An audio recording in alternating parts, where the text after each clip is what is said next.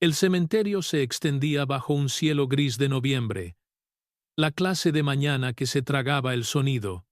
Las blancas cortinas funerarias ondeaban suavemente, atrapando el viento como el último aliento de algo moribundo. La tumba ya estaba abierta. Una boca oscura aguardaba. En su interior, la tierra fresca había sido removida, oscura, húmeda y lista. El ataúd estaba encima. Caoba.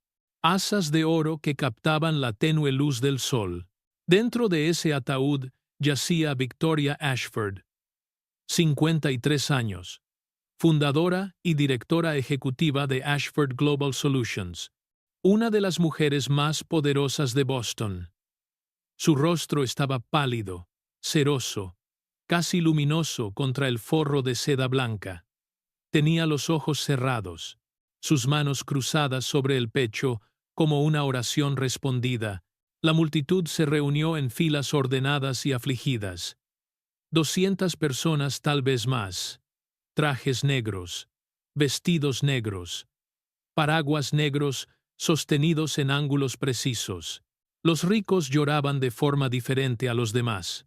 Su dolor era coreografiado, medido, exhibido como arte en la inauguración de una galería.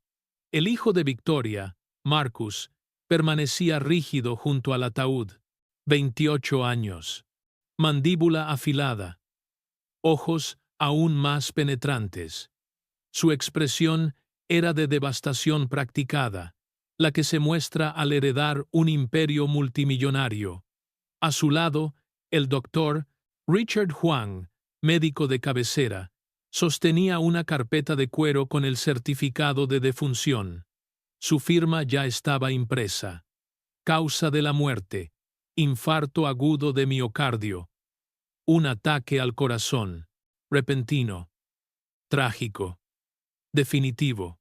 El pastor dio un paso al frente, con la voz ya encaminada hacia la oración, cuando un sonido resonó en el cementerio como una cuchilla. Alto. Todos se giraron. La orden se escuchó de nuevo, más fuerte. Alto. No bajen ese ataúd. Un hombre se abrió paso entre la multitud desde atrás. Su uniforme estaba arrugado.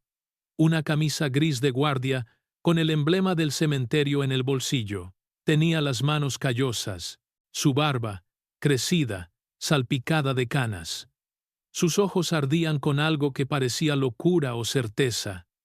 Nadie podía distinguir cuál. Se llamaba David Chen, 46 años. Había sido el jardinero del cementerio de Ashford durante 3 años. Nadie sabía su nombre. Nadie lo miraba. Era el hombre que vaciaba la basura, rastrillaba las hojas, arreglaba el riego antes del amanecer, cuando el cementerio era un lugar de silencio. ¿Quién es?, susurró alguien. Seguridad, dijo otra voz. 2 guardias se acercaron a él, pero David no dejó de caminar. Su respiración era pesada, intencionada. Llegó a la plataforma donde reposaba el ataúd de Victoria y se quedó allí, con el uniforme polvoriento, su presencia completamente fuera de lugar entre la lana italiana y los pendientes de diamantes. Me llamo David Chen, dijo con voz firme pero áspera, como grava al ser vertida. Y esa mujer no está muerta. Una oleada de sorpresa recorrió la multitud. El rostro de Marcus se endureció al instante. Frío. ¿Quién demonios es? Seguridad, sáquenlo, dijo el doctor Huang, pero su voz se quebró un poco. Solo un poco. David señaló directamente a Victoria. No está muerta. La han drogado. Algo para ralentizar su corazón, enfriar su cuerpo, hacerla parecer muerta. Pero está viva. Los oía a ambos discutiéndolo. Silencio. Ese tipo de silencio que te oprime el pecho. Es absurdo, dijo Marcus, dando un paso al frente. Mi madre está muerta. La ha examinado nuestro médico de cabecera. Ya se ha presentado el certificado de defunción. Estás delirando. No estoy delirando, dijo David, y su voz tenía una fuerza que hizo vacilar incluso a Marcus. Estaba limpiando el ala este de tu ático hace 3 noches. Te oí hablando por teléfono con el doctor Juan. Dijiste: el compuesto funcionará a la perfección. Para cuando alguien se dé cuenta, ya estará enterrada.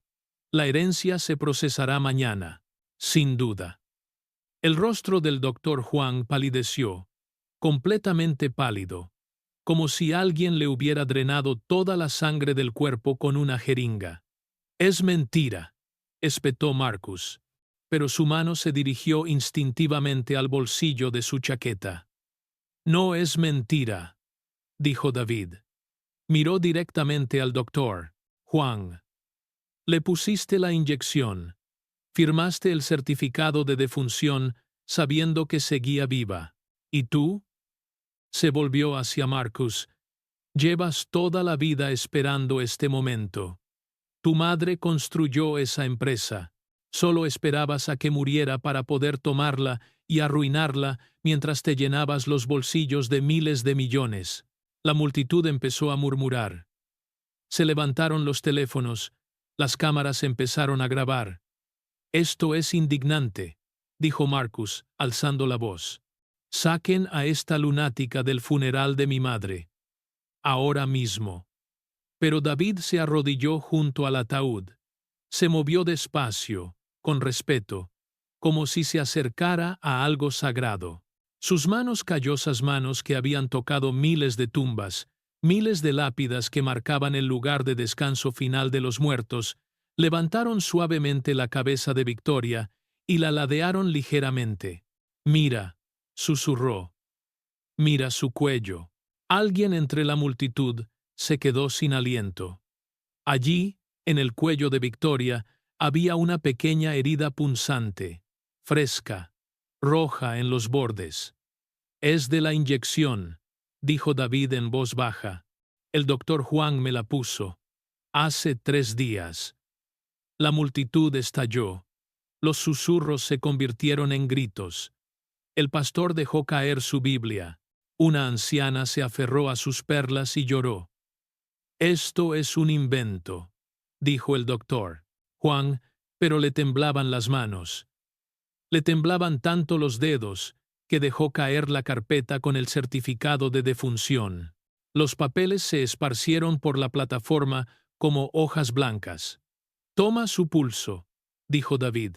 Apoyó sus dedos curtidos en la muñeca de Victoria, buscando el latido. Ahí. ¿Lo sientes? Ese no es el pulso de una mujer muerta. Es el pulso de alguien en un sueño químico. Una mujer mayor se adelantó entre la multitud. La hermana de Victoria, Eleanor. Tenía el pelo plateado y ojos que no se perdían nada. Déjame, dijo. Tomó la muñeca de Victoria, la sujetó un largo instante y luego miró a David con lágrimas corriendo por su rostro. Tiene razón. Está caliente. Tiene el pulso. Es débil, pero está ahí. Eso es médicamente imposible, dijo el doctor Juan, pero su voz había perdido toda convicción. Ahora era un susurro, una confesión disfrazada de negación. El compuesto que usé ralentiza la función metabólica en un 90%, dijo el doctor. Juan, de repente, como si algo en su interior se hubiera roto, la frecuencia cardíaca baja a 8 latidos por minuto. La temperatura corporal baja, los ojos no responden a la luz. Para cualquier profesional capacitado, el sujeto parece muerto. Marcus me prometió inmunidad. Dijo que nadie lo sabría jamás. Dijo. ¡Basta!, rugió Marcus. Se abalanzó hacia adelante, sacando la mano de su chaqueta con una pequeña jeringa. Si despierta, el plan se desmorona. Necesito que siga dormida, para siempre. La multitud gritó. 2 hombres del público agarraron a Marcus y lo tiraron al suelo. La jeringa voló de su mano y se estrelló contra la plataforma de piedra, derramándose un líquido transparente sobre el mármol. «¡Llamen a una ambulancia!», gritó Eleanor. «Que alguien llame al 911». David ya se estaba moviendo. Metió la mano en el bolsillo de su chaqueta y sacó un pequeño frasco marrón de aspecto antiguo, del color de una medicina antigua. «¿Qué es eso?», preguntó alguien. «Un antídoto», dijo David. Miró a Eleanor. «Ayúdenme. Necesita estar en la posición correcta, con la cabeza hacia atrás, con la boca ligeramente abierta». Eleanor se movió sin dudar. Juntos, inclinaron la cabeza de Victoria hacia atrás. David abrió el frasco pequeño y sumergió un gotero en el líquido transparente que contenía. «Manténganle la boca abierta», dijo. Los dedos temblorosos de Eleanor separaron suavemente los labios de Victoria. Todo el cementerio contuvo la respiración. La multitud se había quedado en silencio. 200 personas. 200 cámaras. 200 testigos de algo imposible. La mano de David se estabilizó. Lo había hecho antes, mentalmente, 1000 veces. Apretó el gotero. Una gota. Líquido transparente. Cayó sobre la lengua de Victoria. No pasó nada. 1 segundo. 2 segundos. 3. Entonces, el cuerpo de Victoria se convulsionó. Su pecho se elevó bruscamente, como si le hubiera caído un rayo. Abrió los ojos de par en par, desorbitados y confusos. Ella jadeó. El sonido de ese jadeo crudo, desesperado, el jadeo de alguien que regresaba del borde de la muerte, recorrió el cementerio como un trueno. «¡Está viva!», gritó Eleanor. «¡Oh Dios! Está viva. Está respirando». Victoria puso los ojos en blanco hacia el rostro que tenía encima. El rostro de David, curtido, marcado por años de dolor, pero lleno de algo parecido a la esperanza. «¿Quién eres?», susurró Victoria con voz ronca y confusa. «Me llamo David», dijo. «Estás a salvo. Estás viva». Entonces sonaron las sirenas, distantes y cada vez más cerca. Coches de policía, una ambulancia. El mundo entero se apresuraba a recoger las piezas de un crimen que casi había sido perfecto. Marcus estaba esposado, gritando sobre su herencia. «El doctor. El doctor». Juan se desplomó de rodillas, confesándolo todo entre lágrimas. La multitud estalló en caos. Vítores, oraciones, gente llorando abiertamente. Pero David permaneció junto a Victoria, su mano curtida aún sujetando la de ella, sin apartar la mirada de su rostro. 3 semanas después, el hospital le dio el alta a Victoria. El antídoto había funcionado por completo. Su cuerpo se recuperó en cuestión de días. Su mente tardó más. El trauma de saber que su propio hijo había intentado asesinarla, que su médico de confianza había traicionado su juramento, que había estado a punto de ser enterrada viva. Pero se recuperó. El juicio duró 6 semanas. Marcus fue condenado por intento de asesinato, conspiración y fraude. El doctor Juan recibió 15 años de cárcel por negligencia médica y conspiración. Los titulares azotaban todos los medios de comunicación de Estados Unidos. Hijo intenta enterrar viva a madre multimillonaria. Jardinero salva la vida del director ejecutivo. El ataúd que se convirtió en cuna. Pero la verdadera historia, la que lo cambió todo, se desarrolló en silencio, lejos de las cámaras. Victoria pidió reunirse con David a solas en su estudio privado. Era una habitación elegante, toda de cuero y caoba, con las paredes revestidas de primeras ediciones. Se sentó frente a él, observándolo como quien estudia un rompecabezas que intenta resolver. «¿Por qué lo hiciste?», preguntó. «Lo arriesgaste todo. Tu trabajo, tu reputación, todo». David guardó silencio un buen rato. Se miró las manos, ásperas, llenas de cicatrices, las manos de alguien que había trabajado en la tierra toda su vida. Tengo una hija, dijo finalmente. Se llama Maya. Tiene 13 años. Hermosa. Inteligente. Tiene los ojos de su madre. Hizo una pausa y tragó saliva con dificultad. Hace 5 años, mi esposa murió. Maya tenía 8 años. No lo entendía. Pensaba que si era lo suficientemente buena, lo suficientemente inteligente, lo suficientemente perfecta, la vi derrumbarse y nunca sanar del todo. Victoria se inclinó ligeramente hacia adelante. Mariorado Craptis antes. Hace 3 meses, empecé a salir con alguien nueva. Se llama Catherine. Maya no se lo tomó bien. Estaba enfadada. Dijo que estaba sustituyendo a su madre. Tuvimos una pelea terrible. Me dijo que me odiaba. Se escapó. A David se le quebró la voz. La encontré 3 días después durmiendo en el parque. Cuando la traje a casa, dijo algo que me destrozó. Dijo, «Papá, eres invisible. Nadie te ve». Mamá se habría quedado si fueras alguien importante, alguien a quien la gente quisiera. Y me di cuenta. Mi hija no creía que yo valiera nada porque el mundo le había enseñado que no valía nada. Miró a Victoria. Miró a Victoria. Cuando te oí discutir con el doctor Juan, cuando me di cuenta de lo que estaba pasando, pensé en Maya.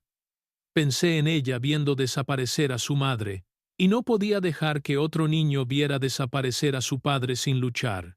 No podía dejar que otra familia se desmoronara. Me salvaste la vida, dijo en voz baja. Me diste algo a cambio, respondió David. Me hiciste visible. Le mostraste a mi hija que incluso alguien como yo, un conserje, un jardinero, un don nadie podía importar. Podía salvar a alguien, podía ser importante. Victoria se levantó y se acercó a la ventana. El horizonte de Boston brillaba en la distancia. Miles de millones de dólares de riqueza y poder se extendían por el paisaje como joyas. Y si te dijera, dijo sin darse la vuelta, que quiero que trabajes para mí, no como jardinero, como mi asesor personal de seguridad. Estoy reconstruyendo Ashford Global. Necesito gente en quien pueda confiar. Gente que entienda el valor de una vida. A David se le hizo un nudo en la garganta. No tengo la cualificación necesaria. Tienes la única cualificación que importa, dijo Victoria. Se giró para mirarlo. Hey, tienes un corazón que no se romperá ante la prueba. Lo demostraste. 6 meses después, David estaba sentado en una oficina en la esquina del piso 42 del edificio Ashford. La vista era magnífica. Toda la ciudad se extendía ante él como una promesa. Su cargo era vicepresidente de operaciones. Su salario era considerable. Su vida había cambiado por completo. Pero la transformación que más importaba ocurrió en casa. Maya ya no se inmutaba cuando él llegaba del trabajo. Ya no les susurraba a sus amigos que su padre era invisible. Llevaba un suéter para ir a la escuela con el logo de la empresa de su padre. Decía a la gente, «Mi papá trabaja para el director ejecutivo de Ashford Global». Una noche, David estaba trabajando hasta tarde en la oficina cuando vibró su teléfono. Un mensaje de Maya. «Papá, estoy orgullosa de ti». Catherine hizo la hazaña. ¿Volver a casa? Se quedó mirando esas palabras un buen rato. Empacó su mochila y salió de la oficina inmediatamente. Al llegar, la casa olía a tomate, albahaca y ajo. Catherine estaba en la cocina, riéndose de algo. Maya corrió hacia él y lo abrazó. Un abrazo de verdad. No el abrazo rígido y distante de un niño herido, sino el abrazo genuino de una niña que por fin veía a su padre como debía haberlo visto siempre. «¿Lo lograste?», dijo Catherine sonriendo. No me lo perdería, dijo David. Se sentaron a la mesa, los tres. Afuera, las luces de la ciudad centelleaban. Dentro había calidez, risas y esa alegría común que la mayoría de la gente da por sentada, pero que David casi había perdido para siempre. Un año después del funeral, Victoria invitó a David a un evento, una gala de la recién fundada Fundación Ashford, dedicada a ayudar a familias en crisis, familias donde uno de sus padres había fallecido, donde los hijos se habían fracturado bajo el peso del dolor. David, con un traje a medida el primero que llevaba, miró a Victoria desde el otro lado de la sala abarrotada. Ella asintió con algo parecido al orgullo, algo parecido al reconocimiento. Más tarde esa noche, al final de la gala, Victoria se acercó a él con un hombre a su lado. Alto, distinguido. Un director ejecutivo por derecho propio, pero con una mirada amable. David, dijo Victoria, me gustaría presentarte a James Whitmore. Es el nuevo presidente de la junta directiva de la Fundación Ashford. Y también, bueno, va a ser mi esposo. David sonrió con sinceridad y estrechó la mano de James. Hice lo que cualquiera haría, dijo David. No, interrumpió Victoria. Hiciste lo que solo tú podías hacer. Viste cómo enterraban a alguien que aún estaba vivo, y no permitiste que eso pasara, ni a mí. Y lo más importante, ni a ningún otro niño. Ese día salvaste más que mi vida, David. Salvaste mi alma. Los ojos de David brillaron, pero no lloró. En cambio, pensó en Maya en casa, arropado en su cama, sabiendo que su padre era un hombre valioso, un hombre que importaba. 10 años después, David estaba en el mismo cementerio donde había irrumpido en el funeral de Victoria, pero esta vez no estaba allí para impedir un entierro. Estaba allí para presenciar una dedicación. Se había erigido una estatua de bronce, de tamaño natural, que mostraba a un hombre arrodillado junto a un ataúd con la mano extendida. La inscripción decía, en honor a David Chen, quien vio a un ser humano cuando el mundo la había vuelto invisible, quien lo arriesgó todo para salvar una vida, quien nos demostró que el coraje no es dominio de los poderosos, vive en los corazones de quienes están dispuestos a romper el silencio. De la tumba, la vida resurge. De las cenizas, la esperanza siempre regresa. Maya, ahora de 23 años, estaba junto a su padre. Se había graduado de la universidad. Era amable. Tenía confianza. Estaba viva en el pleno sentido de la palabra. «Estoy orgullosa de ti, papá», susurró. David le tomó la mano y la apretó suavemente. Victoria y James se acercaron, caminando lentamente del brazo. Victoria tenía 54 años, su cabello con mechas plateadas, pero sus ojos brillaban más que nunca. Había reconstruido su empresa en algo más grande.